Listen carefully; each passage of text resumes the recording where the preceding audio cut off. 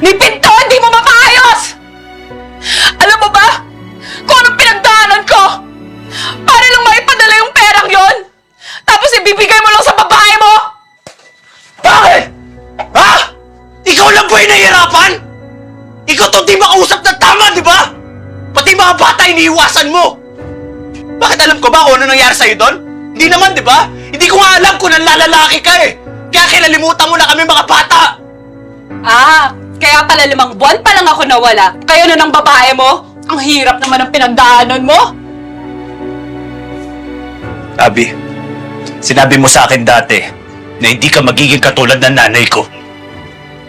Pero ako, masisisi mo ba ako?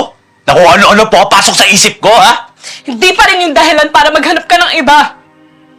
Kung mahal mo ko, kahit tinulak kita ng sobrang layo, hindi ka pa rin susuko. Aalamin mo kung ano nangyayari sa akin doon. Mag-aalala ka. Hindi yung magdududa ka at manunumbat.